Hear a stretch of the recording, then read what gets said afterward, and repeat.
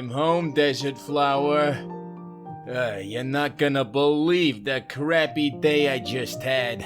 Gilter the Ferryman closed the front door to his modest little house with more than enough force.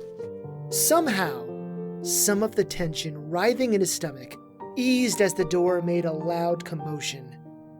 His body tingled in the cooler air of the night, and yet a slight sheen of salt coated his skin. It had been a hot day in the relentless sun, waiting for those accursed clerics. Still, a job was a job. An intoxicating scent danced in the air, although it was faint like an echo of something that once was. Damn those clerics! Gilter's jaws clenched as he made his way toward the dining room. Gilter was a man of average stature, with a shaved head, a pair of thin black eyebrows, and a pair of darker brown eyes. Like many of his guild, Gilter's skin was baked under the thousands of hours of toiling beneath the sun. As soon as he entered the dining room, he found what he was looking for: a plate of food with a cloth covering it. A curvy woman stood by the sink, and she was cleaning some of the pots and pans that no doubt prepared his lovely meal. His wife was still a lovely woman, even after 20 years of marriage, and the only person in all of Enonok who would stand the likes of Gilter. Most of her hair had been shaved away, with the exception of a thick black braid on the right side of her head. Wallana peeked at him from over her shoulder. You're late. If you would have come when you normally do, then you would have had a hot meal. So, who do we have to thank today? It's not my fault. It's those damned clerics of Anaconti. They picked today of all days to start being efficient, and I was the lucky schmuck who got the luxury of ferrying over 4 of those black-robed bastards. If they weren't giving me that upgraded funeral package, I'd make the whole lot of them swim. Gilter stomped over to his usual seat at the table and uncovered the plate of food. 3 slices of ham, diced up veggies, and even some wheatmeal sat on a plate. A smile crept on the ferryman's face, and he licked his lips ever so slightly. His stomach gurgled in response to the food, even if it was cold. Wallana set a cup beside his plate. You had a hard day. You could use this. Is this some of the beer we was saving? Why are you so good to me, Desert Flower? I don't know. My mother keeps asking me the same question. Oh, Gil, you smell like camel shit. You better take a bath before you soil our bed. I will, Desert Flower. Don't bust my balls. I just got home from a long day. Wallana sat down beside him, and her face took on a hard, disbelieving expression. So tell me about your day, my big, strong ferryman. You said you had to ferry 4 of the Anaconti clerics? That must have been so difficult for you. Gilter sliced some of the ham and stuffed it into his mouth. Even cold, the meat wrestled the starvation within him. Those bastards all wanted to go on the same ferry. It's doable, but 2 of the clerics were fatter than your cousin Bernie. They had bigger titties than you do. I swear, if they were all huge, we would have sunk. Okay, so they like to eat. You're not exactly tiny yourself. That's because you're such a great cook. How is a person supposed to stay skinny when you make food this wonderful? Now don't try and flatter me to make up for last night. Go on and finish your story. Okay, well anyway, I get the clerics over to the other side of the bar, and they tell me that they made arrangements with the guild to have me wait for them instead of going back. No one told me that, but they paid me in gold, so I had to stay. It was a good thing I always keep my lunches, the tent, and water with me. Bastards. That sounds awful. When did you take them over? And when did you finally come back? I took them sometime afternoon, and we only got back like half an hour ago. Those bastards had like a dozen tombs to bless. Was that cleric with them? You mean the pompous little prick who casted that rot spell on me? No, he wasn't. And good thing, too. It worked out in the end. You got the upgraded funeral package, didn't you? Yeah, well, that was the least of what I was owed. But whatever, just another grand day in the life of a ferryman. But enough about my day, Desert Flower. How was your day? Oh, so you want to know about my day? Eat your meal while I tell you what I had to deal with. Gilter started to consume his food, all while he listened to his beloved wife. I had the most annoying patron come into the shop today. Ugh, it was that cleric of Arcos, Carenta. I swear that woman was bred from pigs. No class of manners. Oh no, not Carenta. She's a bitch. She's worse than a bitch. She's disillusioned with the idea that because she has power and clout that she can be more obnoxious than an ox in heat. Well, anyway, Carenta comes into the store to buy pottery for her shrine. It was not pleasant. What did she do to you this time? She came into the store already having an attitude, and she started sneering at some of the new pots, like they stole her lover or something. I could already tell this was going to go badly, so I stroll up to her ready for a fight. I ask her if I could help her find anything today, and she has the nerve to say, I don't know, can you? She's a cleric for the goddess of intelligence and wisdom, and that's all she could come up with? Ah, yes! And my mother said I should have married that merchant. Your mother can marry a crocodile. I hate your mother. Okay, you didn't hate my mother when she watched her son, okay? Well, now that Freegar's not little anymore, I hate her again. Anyway, Carenta says to me, the last time I came in here and bought pottery from you, it was all cracked. That's bullshit. You're the best potter in the city. Thank you. And I told her the same. I never make or sell cracked pottery. Well, she claims it was cracked and demanded a discount. Well, did you give it to her? Do you think I gave it to her? Ha! I told her if she didn't like my prices, she could go to Wild Abdul's pottery hut. She complained, but then placed an order for 35 more pots, and she wanted to pick it up in 2 days. 2 days? What does that cow think you do? Squat over and squeeze out the pots from your ass? I told her I could do it in 5 days, and she almost took her business elsewhere. I should have let her. I'm going to be so busy for the time being. Gilter reached over and placed a hand on hers. Would you like for me to cook you dinner?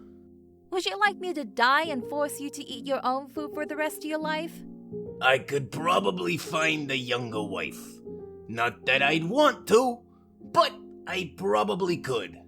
Gil, your face looks like wrinkled fruit. You're lucky to have found me. That reminds me. Where is Freegar? My boss at the guild said he never came by. Ah, about that. Your son has something he wants to tell you. Oh, does he? Freegar! Get your rat ass out here! You were supposed to go join the Fairy Guild today. I want to know why you weren't there. A lanky young man trudged into the dining room, a sullen expression on his face. There was a defiant glimmer in his dark brown eyes, and it was only enhanced by the scowl under his pointed nose. It was that same scowl his lovely mother-in-law beamed at him quite frequently. Freegar's hair was shaved over one side of his head, and it was kept fairly long on his left side, reaching to his shoulder. The young man wore a pair of bright yellow pants and a light brown vest that exposed much of his stomach and his chest. What in the name of Dia are you wearing? You look ridiculous. Whatever, Dad. I look amazing. You just don't get it. Well, no shit, I don't get it. That's why I asked the question. Whatever. Why didn't you go see my boss like you was supposed to? Ugh. Dad, I didn't go because I don't want to be a ferryman. What do you mean? You've been telling me ever since you was a little guy that you wanted to be just like me. Ugh. Well, I changed my mind. I can do that, can't I? Or does it not please the mighty Pharaoh? Don't you get smart with me, you little bastard. I have always been supportive of you and all the things that you've done. Now, you both need to settle down or the real pharaoh of the family is going to lose her shit. Frigga, tell your father what you want to tell him. I already did. Are you getting fresh with me? No, ma'am. Dad, I don't want to be a ferryman. So what is it you want to do then? I want to be a juggler. A juggler? Are you freaking kidding me right now? Now, Gil, calm down. No, I don't want to calm down. A juggler? There's no job security in juggling. This is all that little bastard's fault. He's a bad influence on you. What's his name? Trogo? Yeah, Trogo. What a stupid name. I hate that little bastard. Whatever, Dad. Trogo loves me. He makes me feel special and says I am such a good juggler. You don't know anything about my passions. I don't know anything, do I? Put your balls on the table. The kind you throw, you smug little bastard. Why do I have... Do it. With great reluctance, Friggar reached into his pockets and then placed 3 small red balls on the flat of the table. Is this really necessary? Yes, it is. Gilter snatched the 3 balls and then flicked his wrists ever so slightly. They sailed into the air, and when they landed in his other palm, he sent them back up with varying arcs. Gilter didn't even watch the balls, but instead, he stared right into his son's eyes, right into his soul even. Immense warmth and joy saturated his entire being as the brazen attitude within his son's demeanor dried up. Friggar's mouth fell ajar ever so slightly. Gilter snatched the fork and then added it to the mix, making sure it twirled end over end before he caught it on its handle. With a flourish, he tossed each of the balls into Friggar's chest. The first one caught him off guard, and he gasped a little, but he managed to catch the next 2. As soon as he had the fork, Gilter spun it between his fingers and then placed it beside the plate. How's that for not knowing about your passions, you little bastard? It's always bastard with you. Bastard this and bastard that. It's my favorite word. I love the way it rolls off the tongue and off my lips. Bastard. You can juggle? Yeah, I can. I was really good back when I was your age. In fact, I was even better than I am now. I was where you are right now. Once upon a time, I was minding my own business, and bam! I was lured into the world of juggling by a scantily clad cheap trick named Jim. I threw myself into juggling to impress that dumb bastard, and he broke my heart. And that's when your mother found me. Oh, your father was so upset over that schmuck that he was planning on drowning himself in the Va. I stopped him, cooked him a meal, and the rest is history. You are the best cook in all of Inanok. As for you, if you really want to be a juggler, then I'll teach you what I know. But make sure you're doing it for the right reasons. If this little bastard really does love you, he'll love you juggler or no. I still think you're better off being a ferryman, but it's your life. Can I go now? Gilter waved him off and then sat back down to his food. Before he took another bite, Wallana plopped her hand on his and gave him a small squeeze. It's moments like these that reinforce the idea that my mother was wrong. Your mother's usually wrong. Yeah, finish your meal. Then take a bath, you smelly hippo. Wallana left him alone with his dinner, and even though it was long past fresh, the meal was quite delicious. The bath felt amazing, and he shivered with pleasure as the dried salt left his skin. Rather than head to bed, Gilter went to the back of the house and to the ladder that led to the roof. Carefully and quietly, he climbed to the ladder onto the actual roof. There was a circular dome at the center, and resting at the dome's base was Gilter's hookah. He reached into his pants and pulled out some of the special flavored tobacco that he and Wallana stockpiled. He placed it in the chamber. Gilter sat at the base of the dome, which was perfect for his back, and he gazed at the infinite starry night.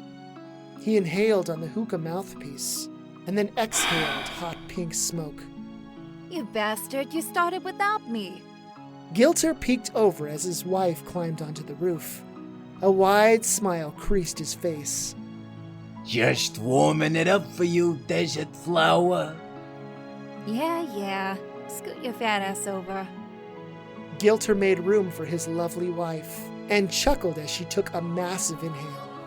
When she exhaled, she blew a large smoke ring before blasting the rest of her smoke through the middle.